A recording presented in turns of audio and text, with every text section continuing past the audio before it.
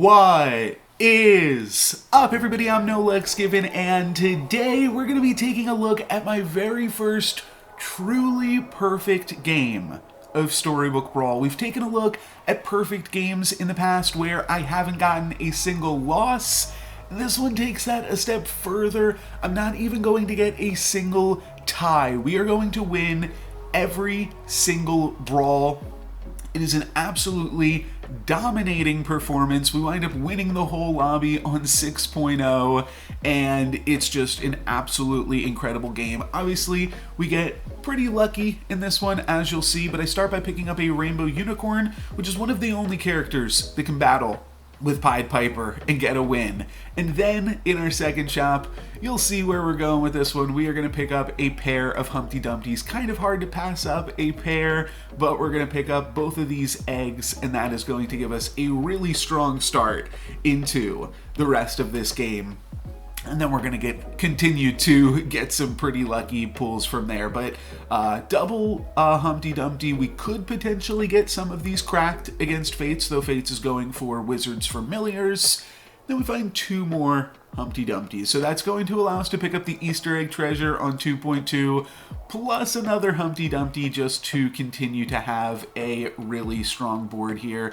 We could go for the Forbidden Fruit to maybe try to roll for some more eggs or something. But the important thing now is we are playing the Mask. So next turn, we're actually going to get to choose a hero power, and that kind of just makes this game a little bit more impressive. The Mask is it's a hero without a hero power in those early stages of the game, but we were still able to find wins every combat. I frontline my big Humpty Dumpty because I think he can take whatever Zippy the Zombie has got going on, and then we are going to see this shop. I kind of like Mad Mim plus Spellweaver, though Ogre Princess is fun too, but let's go ahead and Dream. And of course, we are going to find the best possible first dream target in Skip. And from here, I think I just basically want to pick up a ranged unit. When you've got the Easter egg treasure, as many ranged units as you can get, the better, because those are just more likely to stick around and continue to get those Easter egg buffs. So I'm going to wind up picking up Mad Mim, because that's my only 2-cost character, plus a Spellweaver. There was other stuff that I could have done here, like used the True Love's Kiss on either the Humpty Dumpty or one of the 3-cost characters, or on the Mad Mim. But I'm glad that I dreamed. That gives us access to Skip, and we are going to get our smaller Humpty Dumpty cracked. But that's fine. This isn't a perfect game where not a single egg gets cracked. You want to make an omelet, you got to crack a few eggs, and we are making a delicious omelet here with our second It Was All a Dream spell, finding us Gwen and giving us knighthood.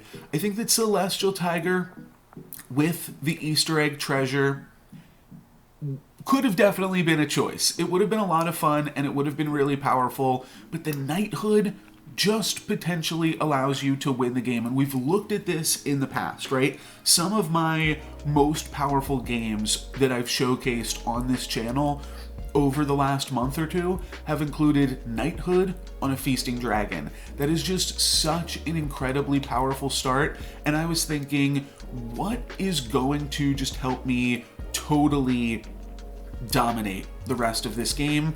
And that's it. It's knighthood on a feasting dragon. So we pick up Gwen, roll into a feasting dragon, and that is certainly going to be our knighthood target this turn. It's 3.2. We're also up 2 XP, so now we have an upgraded feasting dragon on 3.2, which is still a little bit behind the curve in some of those absolutely crazy 3.0 feasting dragon videos that I've put out recently, but this is obviously still going to be quite insane for us. And then we get to pick up the creeper just to kind of help to scale the feasting dragon a little bit further, and then feasting dragon can help scale everything else, as well as the Easter egg. The Easter egg will also scale everything else, but it does seem very likely feasting dragon is going to slay. Still seems likely our Easter egg is going to stick around, and even this nutcracker that we just picked up is pretty ahead of the curve because we are on Skip.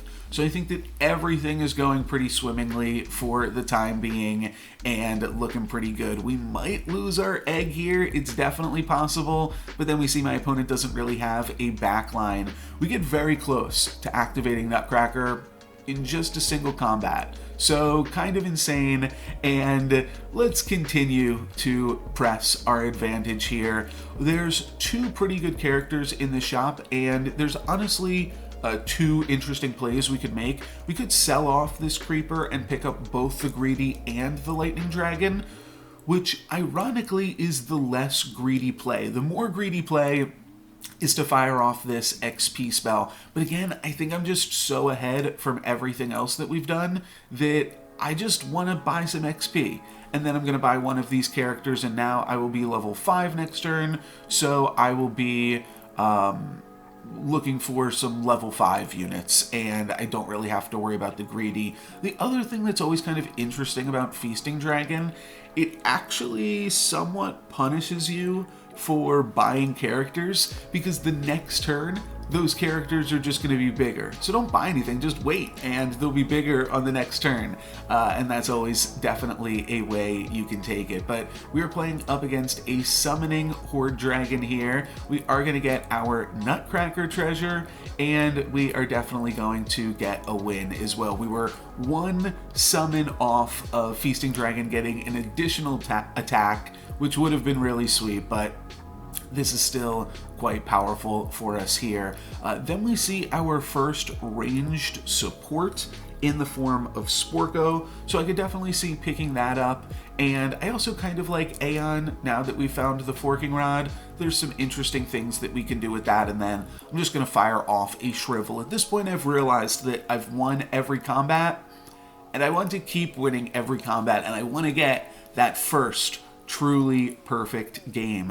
I do want to mention, I don't feel like it's been super relevant up until this point, but this game was played on the previous patch, which means that this is the pre-nerf Sporko. It's got a little bit more stats, and then it's got even a little bit more stats on top of that because of all of those Feasting Dragon slays. So I do want to keep that in mind, but it's not going to have a huge impact on this game, which I played towards the end of last patch, and obviously definitely wanted to still showcase to you guys. Aeon is going to get the slay as well as Feasting Dragon, so we've got bigger characters in the shop and cheaper spells in the shop.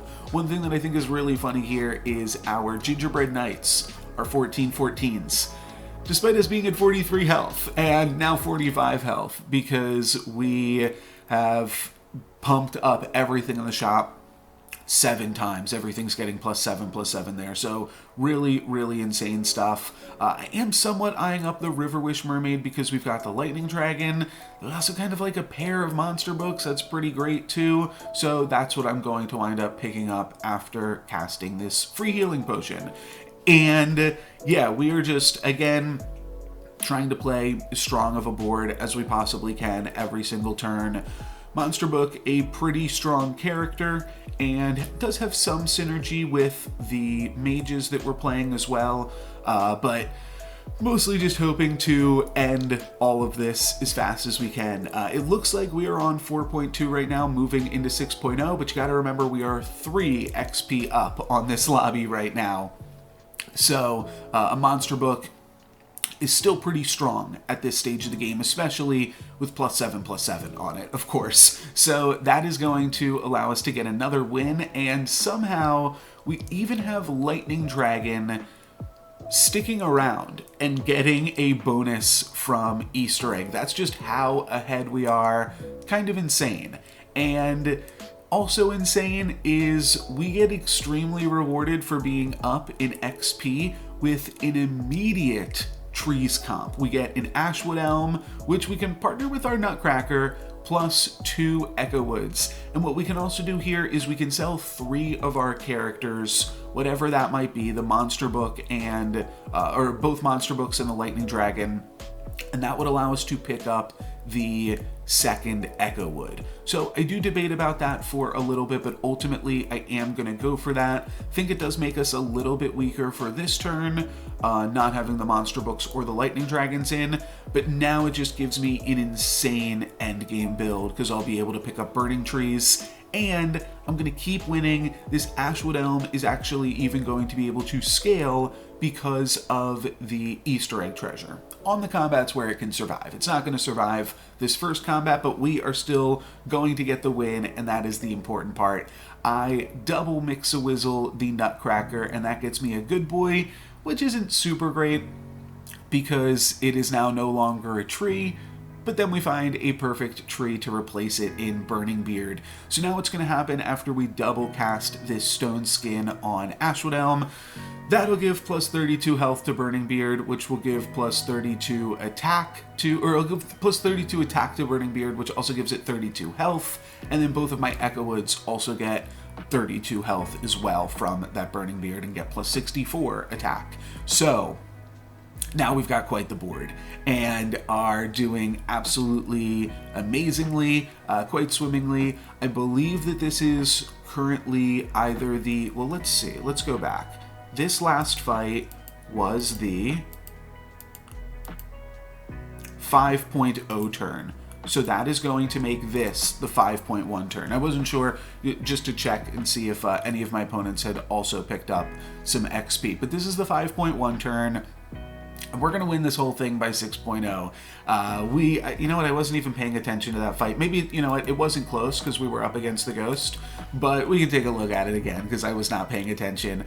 They've got the copycat. Oh yeah, we just played against this player, and we've gotten insanely stronger, and they have died. So yeah, this is a really dominating performance. Now we're getting those Easter egg triggers onto the Ashwood Elm and just doing some crazy stuff. Then we get to pick up another Ashwood Elm, so now our trees are just absolutely massive. And this game isn't particularly close. We get to pick up an Echo Wood now as well, and we'll sell off our Sporco to pick up that. That gives us a massive Echo Wood and a tier 6 treasure. So I'm going to go for Phoenix Feather. That way we can double buy on this absolutely massive Echo Wood. And then from there, I'll just throw Spellweaver back into the comp. And I guess I could throw this Nutcracker back in too. It is a tree, and if we want to stay strong, it's probably stronger than Feasting Dragon. So I'm going to throw in the Nutcracker, and I'm actually going to sell off the Feasting Dragon to pick up a Forked for Glory, a Forked Glory there. And that'll give us 2 level 6 characters if we can manage to win this combat. But I think we can manage to find yet another win. We are going to be much, much more powerful than my opponent here. They do have Crystal Ball and a Horn to make some of their things a little bit cheaper, and we just gave them an Aeon. But we are also going to give them some damage and take them out of the lobby. That'll give us a double 4 glory and a few more Easter egg procs as well, and one of those 4 glories gives us an Ashwood Elm, which gives us another tier 6 treasure. And we could just go for Ivory Owl here. That's a little bit more stats. Wand of Weirding, basically the same thing as Forking Rod. But now that my Ashwood Elm is upgraded, I think I like hanging on to the Easter egg treasure, because that means that our Ashwood Elm is now getting +3/+3 from the Easter egg as well. So let's hang on to that, and then we are going to do a little bit of rolling and find ourselves the chance to pick up another Echo Wood. And Echo Wood is now super strong because we've picked up the Owls, and everything is going to get that buff at the start of the combat, which is just going to give even more stats to Echo Wood. And we also have a second Burning Beard.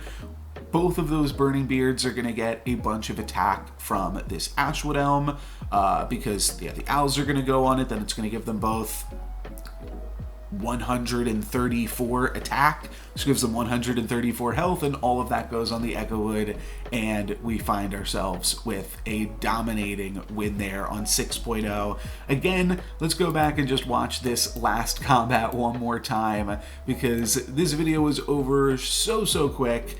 Absolutely, like, at no point were we ever in trouble of even losing a single brawl. A really dominating performance, and I was really happy to finally get that truly perfect victory under my belt. Absolutely insane game. Really powerful stuff. You take a look at, so I've got 2 level 6 treasures, and I'm Skip.